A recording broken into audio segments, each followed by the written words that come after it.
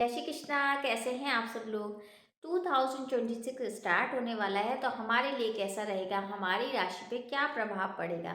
अभी हम जो बात कर रहे हैं, हम मकर राशि की बात करें कि मकर राशि वालों के लिए जो समय है 2026 कैसा जाने वाला है। राशिफल स्टार्ट करने से पहले जैसे मैं हमेशा बताती हूँ, राशिफल आप चंद्र राशि के अकॉर्डिंग देखिए। तो चलिए स्टार्ट करते हैं। पहले समझते हैं ग्रहों की स्थिति। देखिए, वैसे तो हर ग्रह राशि परिवर्तन करते हैं 1 महीने बाद, 2 महीने बाद। लेकिन कुछ जो प्लैनेट होते हैं उनका विशेष हमारी राशि पे फर्क पड़ता है। जैसे कि गुरु हैं, गुरु इस बार 3 बार राशि परिवर्तन करेंगे। प्रथम तो वो मिथुन राशि में चल रहे हैं, उसके बाद वो मिड में जाएंगे कर्क राशि में, और बाद में कर्क राशि से निकल के वो सिंह राशि में जाएंगे अक्टूबर में। तो 3 बार राशि परिवर्तन कर रहे हैं। हालांकि गुरु 1 बार राशि परिवर्तन करते हैं, लेकिन अतिचारी होने के कारण 3 बार कर रहे हैं। शनि जो है मीन राशि में है, और राहु केतु का भी राशि परिवर्तन होगा, वो नवंबर में होगा, 25 नवंबर में। तो राहु जो है कुंभ राशि में है और केतु है सिंह राशि में। तो ये जो 4 प्लैनेट है इनका इफेक्ट बहुत ज़्यादा पड़ता है। हालांकि सारे ग्रह की अपनी अपनी महत्वता होती है, लेकिन इन ग्रहों की विशेषकर हमारे जीवन में बहुत प्रभाव पड़ते हैं, क्योंकि गुरु पालन करता है। अगर हम 1 जनवरी की बात करें तो 1 जनवरी में आपकी जो राशि है उस पर एक तो शनि की साढ़े साती तो जो खत्म हो गई है, लेकिन फिर भी शनि की स्थिति ये है कि मीन राशि में है, तो जिसके कारण अभी बहुत ज़्यादा क्लियर नहीं हो पाया, मतलब बहुत सुकून नहीं मिल पाया है, कुछ स्ट्रगल्स रह गए हैं। अगर हम 1 जनवरी की बात करें तो गोचर देखते हैं तो 12वें स्थान पे बड़े 4 ग्रह भ्रमण कर रहे हैं, जिसमें सूर्य, मंगल, बुध और शुक्र हैं। पंचम स्थान पे चंद्रमा है, उच्चतम राशि के हैं, यानी वृषभ राशि के हैं। तो ये जो 1 जनवरी की हम जो बता रहे हैं गणना करके या गोचर बता रहे हैं, ये पूरे साल रहता ही रहता है, यानी इसका इफेक्ट जो है पूरे साल रहता है। तो 12वें स्थान पे जब ग्रह होंगे तो आपके जीवन में काफ़ी चीज़ें बदलेंगी, यानी कि खर्चा अधिक होने वाला है आपका। हालांकि पैसा आएगा, लेकिन खर्चा भी अधिक होगा। सबसे बड़ी बात यह है कि पैसा आता रहेगा, काम होते रहेंगे, लेकिन खर्चा होगा ही होगा, और जुड़ेगा नहीं पैसा। साथ में विदेश में ये बैठे हैं, यानी विदेश यात्रा के पूरे पूरे भ्रमण के योग बने हुए हैं। यात्रा आपकी हो सकती है, विदेश से आपको कुछ ना कुछ अच्छा प्रॉफिट मिल सकता है, तो विदेश यात्रा के भी अच्छे योग बने हुए हैं। संतान की खुशी आपको मिल सकती है। अगर संतानहीन है तो संतान आपको मिलेगी, यानी संतान हो सकती है, या संतान से जुड़ी कोई खुशी आपको खुश कर देगी, मतलब संतान से रिलेटेड आपकी चीज़ें अच्छी होंगी। प्रेम प्रसंग में आप पढ़ सकते हो। कहीं आप ऐसा भी हो सकता है कि अगर आप प्रेम विवाह करना चाहते हैं तो वो भी आपका संभव है। हो सकता है कि आपको थोड़ा-सा लालच आ जाए, यानी थोड़ा-सा लालचवश आप कहीं शॉर्ट टर्म में काम करने की कोशिश करें और जल्दी से काम करने की कोशिश करें, तो वो आपको थोड़ा-सा मुश्किलें पैदा करने वाला होगा।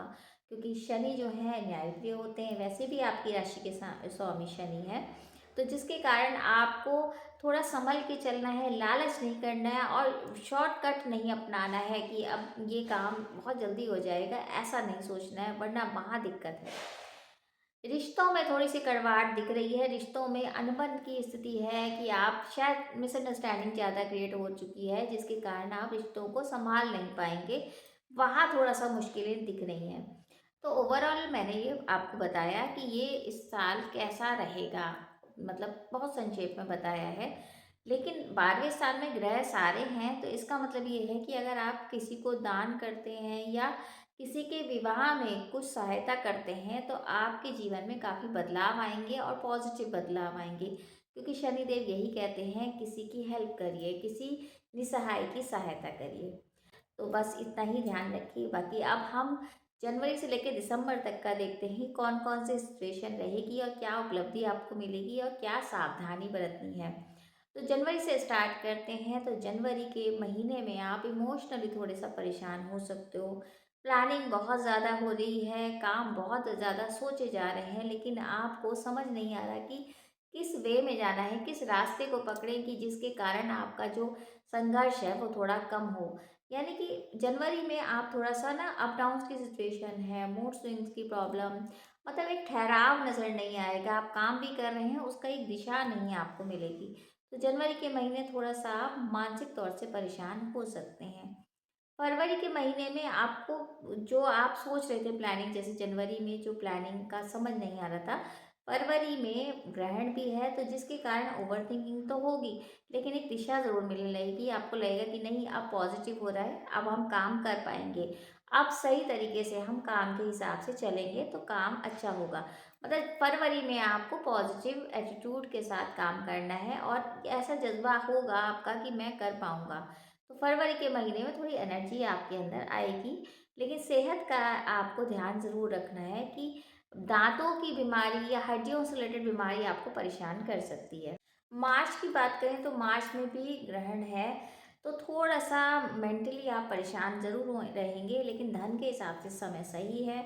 आपको रिश्ते सँभालने पड़ेंगे, कहीं मिसअंडरस्टैंडिंग क्रिएट हो सकती है आपके रिश्तों में, तो उस बात का आपको ध्यान रखना है। धन के हिसाब से सही है, काम सही चल रहा होगा, लेकिन बस ये है कि अपनी हेल्थ का और रिश्तों को सँभाल के आपको चलना पड़ेगा।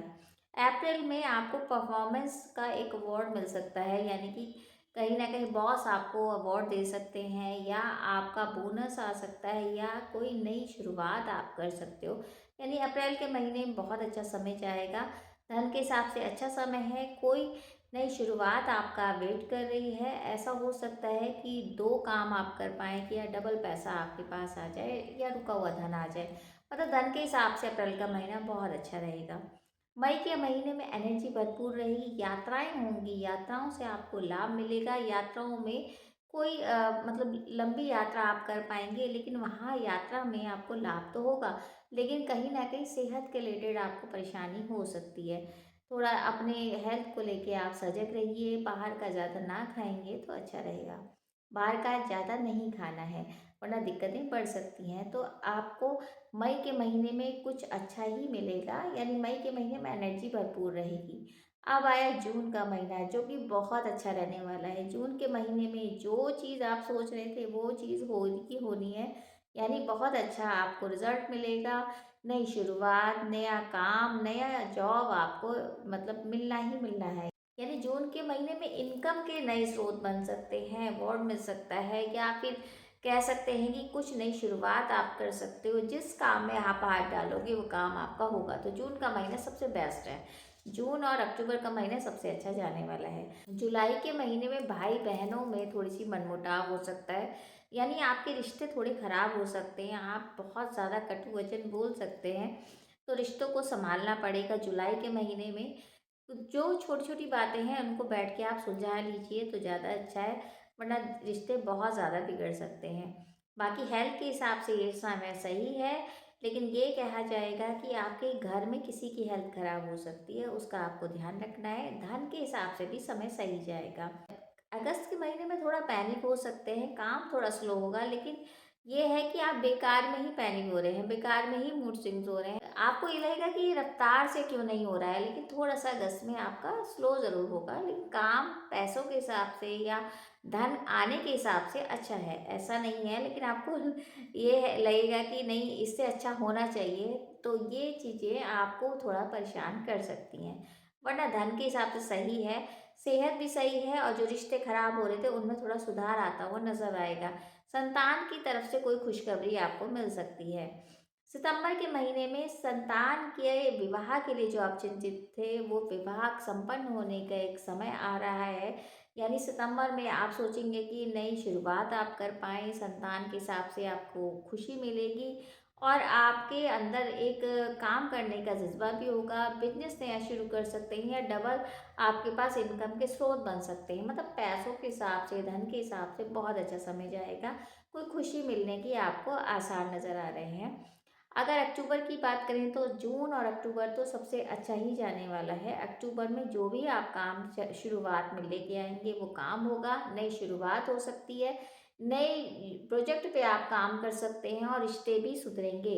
हस्बैंड वाइफ का अगर रिश्ता खराब हो रहा था तो अक्टूबर के महीने में वो भी सही हो जाएगा, या जिससे आप खुश भी रहेंगे और आपके घर का माहौल भी बहुत खुश होगा। नवंबर के महीने में प्रॉपर्टी का लाभ होता हुआ नज़र आ रहा है। कहीं बहुत दिन से आप मकान लेने की सोच रहे थे, प्रॉपर्टी नहीं मिल पा रही थी, तो नवंबर के महीने में प्रॉपर्टी का लाभ दिखता है। और आपके जो पुराने जो एक तरह से केस चल रहे थे या पुराने कोई लोन चल रहे थे या पुराना कर्जा था, नवंबर के महीने में सब कुछ खत्म होने वाला है। यानी बहुत सारी चीज़ें आपकी सॉल्व होने वाली हैं। यानी पूरे साल के एंड में जाकर आप कर्जों से मुक्त अपने आप को पाएंगे। किसी भी प्रकार से जो भी आप परेशानी चल रही थी वो खत्म होने वाली है। दिसंबर के महीने में जो अंतिम महीना दिसंबर का है, तो उसमें आप नए प्रोजेक्ट पे शुरुआत कर पाएंगे, क्योंकि सारी चीज़ें आपकी ख़त्म हो चुकी हैं, कर्जों से मुक्त हो चुके हैं। तो नए सिरे से अपनी लाइफ को प्लान करेंगे, मनोरंजन स्थल की यात्रा कर सकते हैं और बहुत सुकून भरा जाएगा दिसंबर का महीना। सारे प्रोजेक्ट आपके नए सिरे से चालू होंगे। धन के हिसाब से बहुत अच्छा समय है और संतान के हिसाब से भी बहुत अच्छा समय है। आपके जो स्पाउस से या आपके जो रिश्ते खराब हो रहे थे या पार्टनर से खराब हो रहे थे, वो रिश्ते भी सुधरते नजर आएंगे। और इन सबको देख के आप प्राउड भी फील करेंगे कि हमने बहुत अच्छे से सारी चीज़ मैनेज करी है। तो अपने पे ही आपको प्राउड होगा कि मैंने ये सारे काम अच्छे तरीके से करे, उसका रिवॉर्ड भगवान ने मुझे अच्छा ही दिया है। तो ओवरऑल देखा जाए तो स्ट्रगल तो रहेंगे, लेकिन आप सारी चीज़ें मेंटेन करके चलेंगे, सारी चीज़ मैनेज कर लेंगे, सारी चीज़ें एक नियम से करेंगे तो आपको फल ज़रूर मिलेगा। तो ये तो था जनवरी से लेके दिसंबर तक के महीने कि आपको क्या सावधानी बरतनी है और क्या उपलब्धि आपको मिलेगी। बाकी ये गोचर करना है, तो अगर आपको चार्ट का यानी कुंडली का विश्लेषण कराना है, आप कमेंट बॉक्स में मैसेज कर सकते हैं, क्योंकि ये एक गोचर करना है। आपके चार्ट के बारे में नहीं पता है, क्योंकि हर एक की कुंडली में हर ग्रह की स्थिति अलग अलग होती है। तो अब करते हैं उपायों की बात। तो आपको हनुमान चालीसा का पाठ डेली करना है। साथ में शिव जी के मंदिर जाकर वहाँ जल जरूर अर्पित करिए और ओम नमः शिवाय का जाप करके ज़रूर आइए। चाहे आप सोमवार के दिन कर लीजिए। बाकी शनि देव की पूजा आपको ज़रूर करनी चाहिए, क्योंकि वो आपकी राशि के स्वामी भी हैं। और साथ में अगर हो सके तो दान पुण्य ज़रूर करिए। तो बस इतने ही उपाय करिए, तो आपके जीवन में जो कष्ट आने वाला होगा वो कष्ट भी दूर हो जाएगा। तो उम्मीद है ये छोटी सी जानकारी आपको अच्छी लगी होगी। बाकी यही उम्मीद करी जाएगी ये जो 2026 है आप सबके लिए बहुत अच्छा जाए, सारी मनोकामना आपकी पूर्ण हो। और अगर आपको छोटी सी जानकारी अच्छी लगे तो वीडियो ज़रूर शेयर कीजिए। तो आप सभी को नववर्ष की हार्दिक शुभकामनाएं। Wish you very very happy new year. जय श्री कृष्णा।